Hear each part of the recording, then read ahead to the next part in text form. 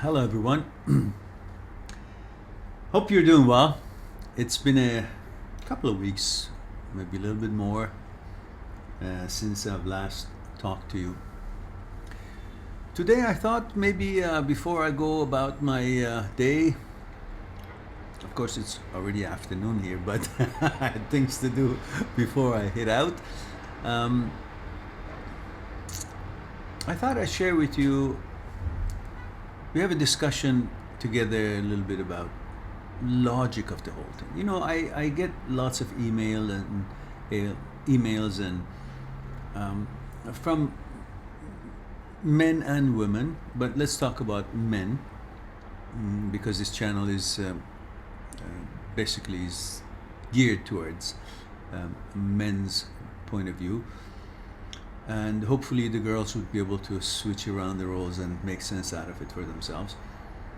But I get lots of emails, and mostly they're talking about how hurt they are that the girl has left them, she broke up with them, and they can't, they're very sad, they can't go on, and they don't know what to do.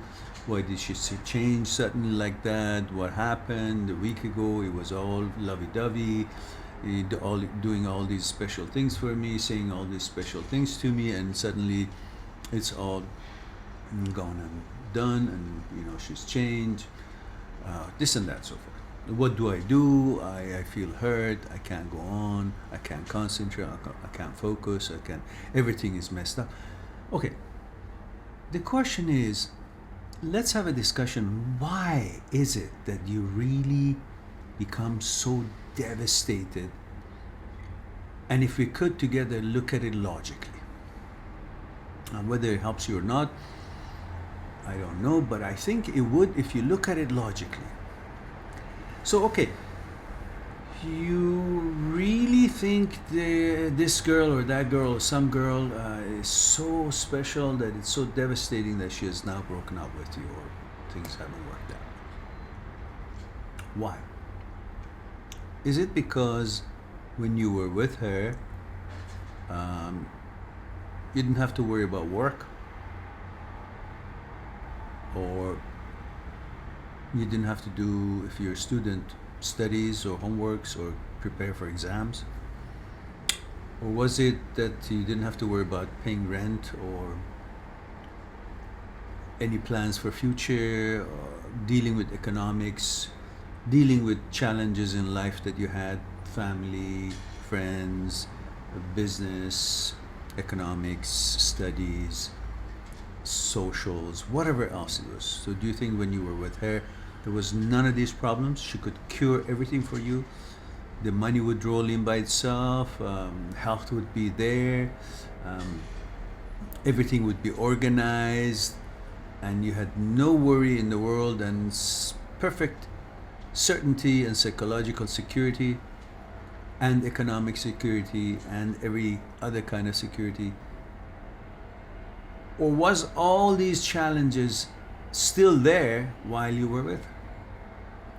If all these challenges and concerns were still there when you were with her, then I wonder, what is it that she brought to your life that made it so special that it's now so devastating for you when you're not together anymore? She's left you. Why? Why is it that she's so special? What has she brought to your life? Has she taken away the concerns that we all have on a daily basis about life and about this journey that we are taking together? If you say yes, and if it's true, then okay. Let's all cry together and just mourn the fact that you're not with her. She left you to some other guy or just by herself or whatever, and that you should be mourning the rest of your life. Don't go out, don't meet another woman, don't have fun, and just sit and cry. If that was the case, would that help? It wouldn't anyhow. But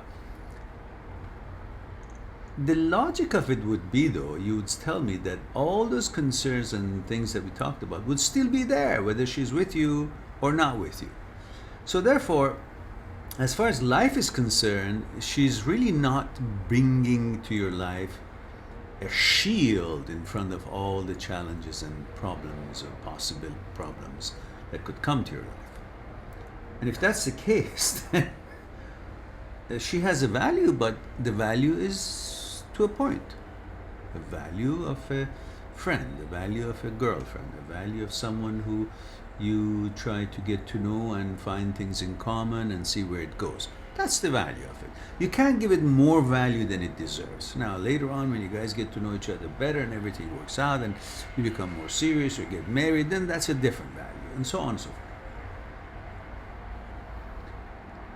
So if she's not bringing all those securities that we talked about, then there's a certain value and not more than that, right? Which makes her just as normal human being as you are and as everybody else is.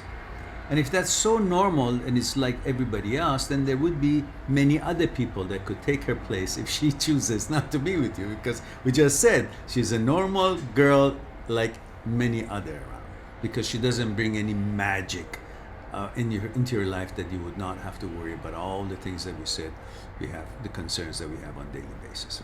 So if she's just a normal girl, then there would be lots of replacements available. So you can see that she can't be something that would turn your life upside down and devastate you. So what is it that has made you devastated? It is the actual conditioning from childhood that you have received through parents and societies and values and tribalism and customs and cultures and traditions and so on, that you have become convinced that she's all that. A woman, to have a girlfriend, to be married, is all that. That's what life is all about. It's conditioning. Otherwise, why is it that you drive yourself nuts for her smile?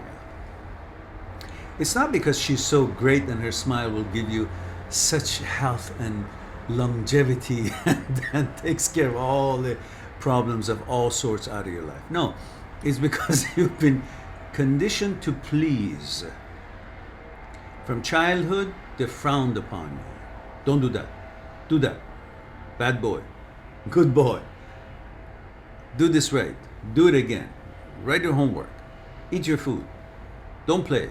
Play here. Play there. And if it was satisfactory to them, they smiled at you. If they were not, they frowned upon you. So you're conditioned to seek that smile and satisfaction in the others, specifically a woman, because woman also has the other side for us. We're programmed to love woman, to like her, to be attracted to her. So our hormones play a part to give a special importance to the woman. And also the fact that all through childhood we were supposed to be a pleaser.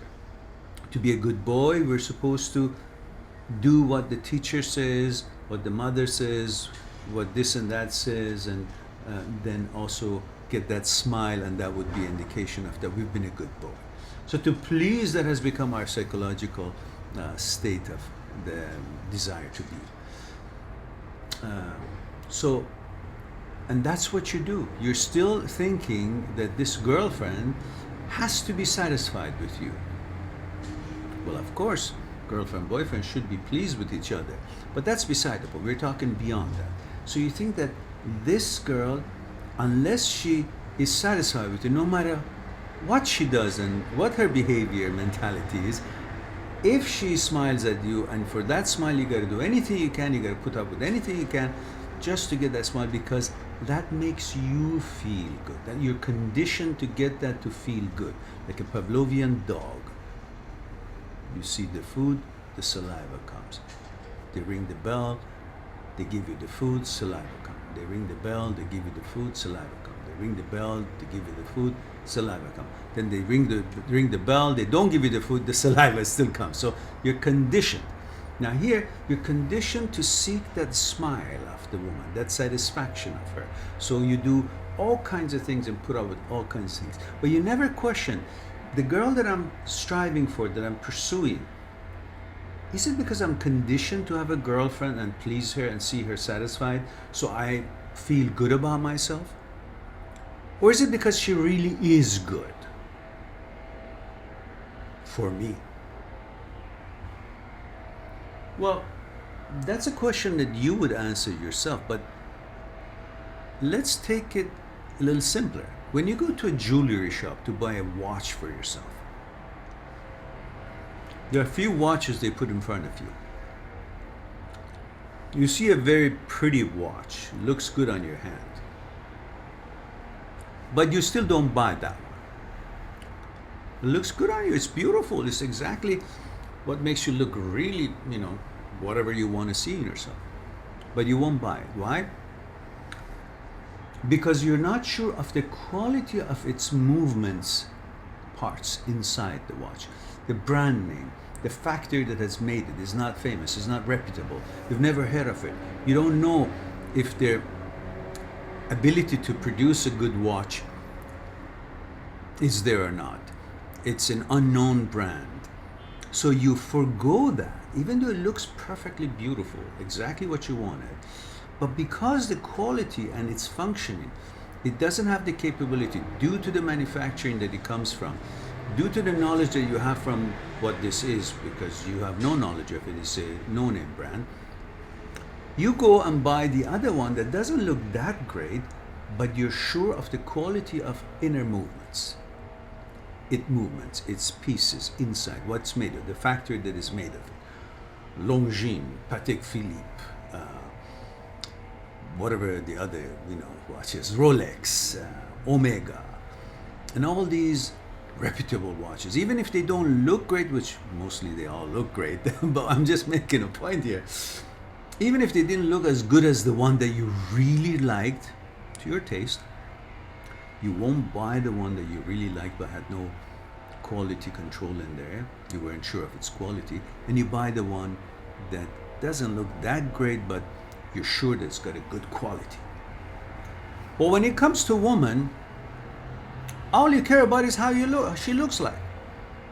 You don't go in there to want to find out what her quality is, where she comes from, what kind of family she comes from, what is her psyche built, how her consciousness has been built, what she's been influenced by, what she's been exposed to, her experiences are, where she's studied, what she's studied, her family, her mentality, the way she thinks. None of that matters to you. All matters that she looks good on your hand. So the logic of the whole thing, the way you treat the value and how you see value in your life, in other things in your life, is totally following a different logic than when you actually want to find one of the most important things in your life, your girlfriend, your future wife, or whatever.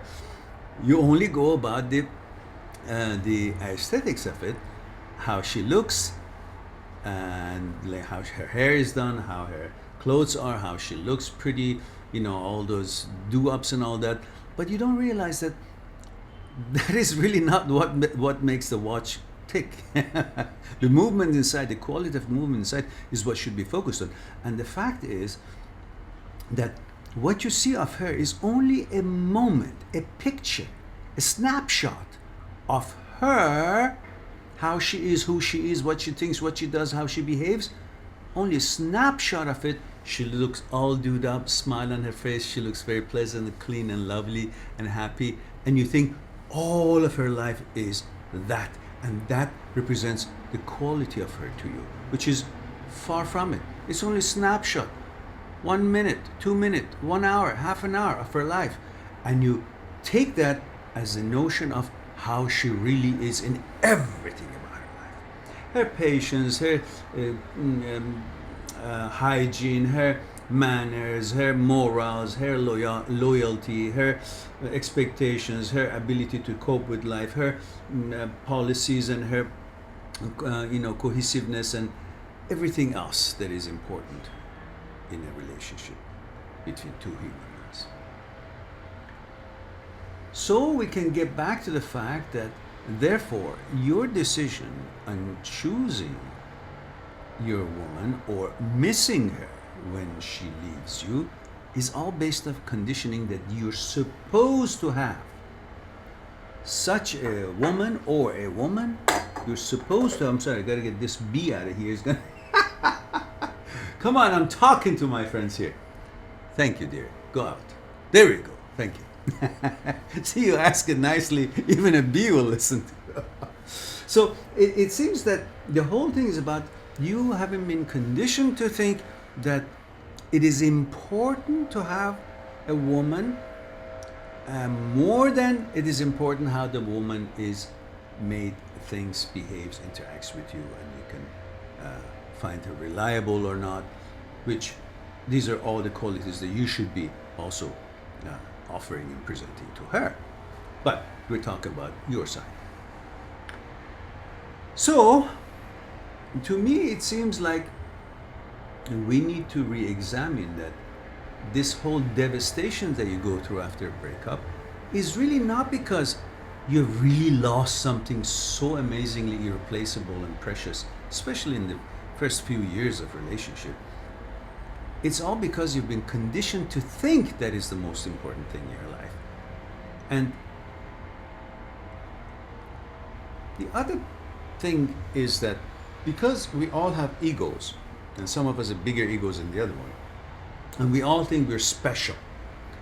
I'm special, I'm the best, because we always compare ourselves with the others. That's how we've been raised. We've been raised to compare ourselves. In order to know our value, we don't focus on who we are, what we can do, what we've learned, what our abilities are, and how we cope with life. We know our value by comparing ourselves with the others. And since we are having a big ego, we always think, oh, we are the best.